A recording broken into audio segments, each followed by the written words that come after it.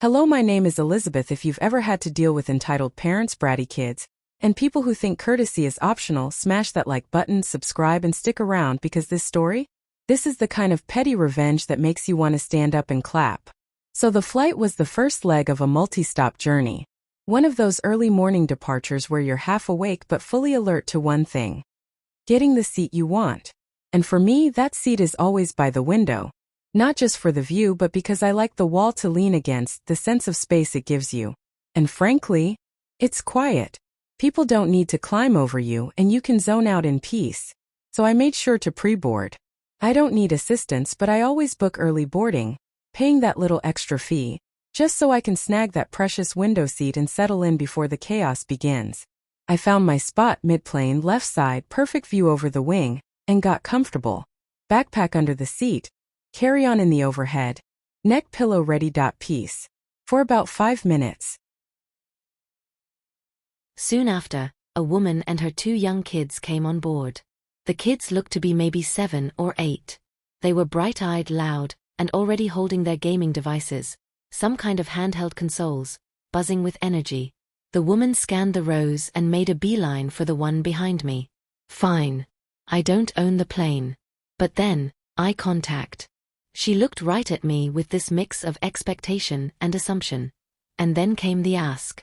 Excuse me, would you mind giving up your window seat so my boys can both look outside? No smile. No softness. Just this, entitled tone. I didn't even hesitate. No, thank you. I prefer the window seat. Simple. Polite. Her response? A massive eye roll, a dramatic sigh, and a muttered, seriously. Like I'd just committed some unspoken social crime. I turned back to my phone and thought that would be the end of it. But it wasn't. Boarding continued.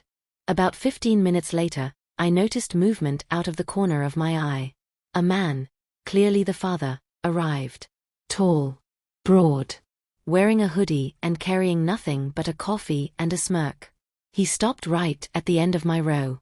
Paused. Then said, loud enough for me to hear, though not directly to me, "Why aren't both the kids in the window seats?" I didn't respond. It wasn't a question for me. Or maybe it was, a passive-aggressive attempt to guilt me into moving. Either way, I wasn't budging. He climbed into the aisle seat of my row, leaving the center seat empty between us. I could feel the tension. He sat there like he'd just been insulted, legs spread wide, elbows out, making himself big. I kept calm. But I was already calculating. We took off. At first, it was fine. A few seat shuffles. A few beeps from the kids' consoles. Then, kick. Just a small thump against the back of my seat. Okay. Kids move. I get it. Then another. And another. Enten, ASTDRHYTHAM.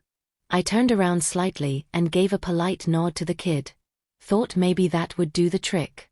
Nope. So I leaned over to the dad and said, as calmly as I could you please ask your son to stop kicking my seat? Nothing. No response. I waited. Another kick. This time, louder. Sir, please tell your kid to stop kicking my seat.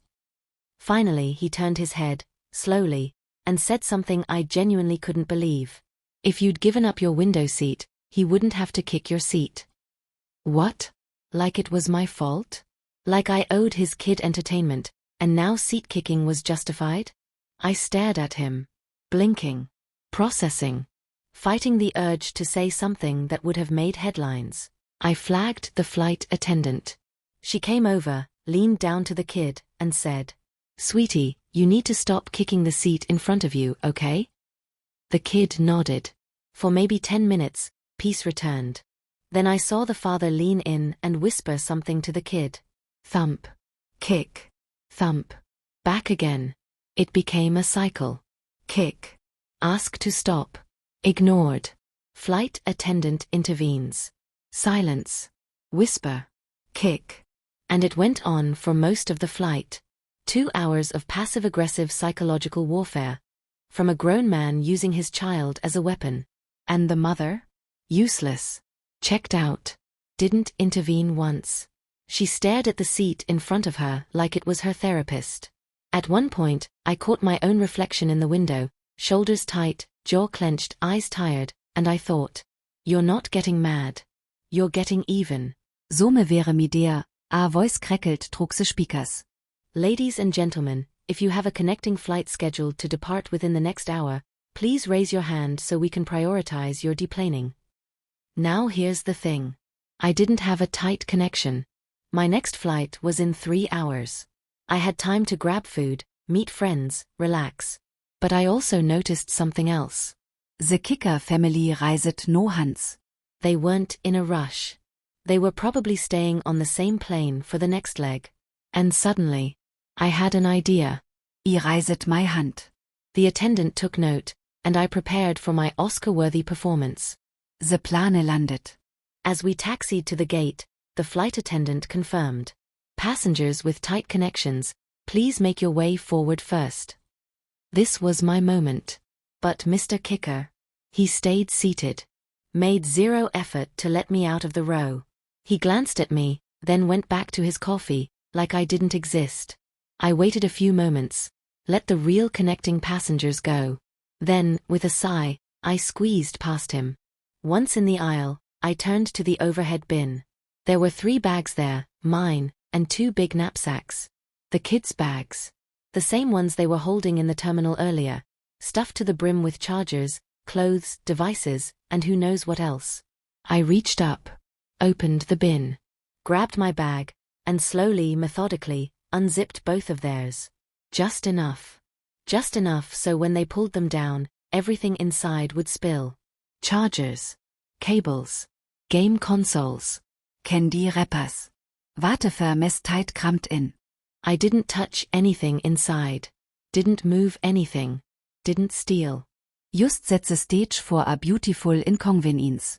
Then I walked off that plane with a calm, satisfied smile. I didn't get to watch it happen. But I imagined it perfectly. A tired father, reaching up to grab the bags. Unaware of the trap. Pulling them down quickly, maybe one in each hand, eager to get off the plane. And then boom. Stuf wer. Spilling into the eisle. Bottles rolling. Chargers tangled. Devices clattering to the floor. Other passengers dodging falling junk. And everyone looking at them. Because when you spend an entire flight being an arrogant, petty jerk, you don't expect the universe to push back. But it does. Sometimes in the smallest, most inconvenient ways. Not all revenge needs to be dramatic.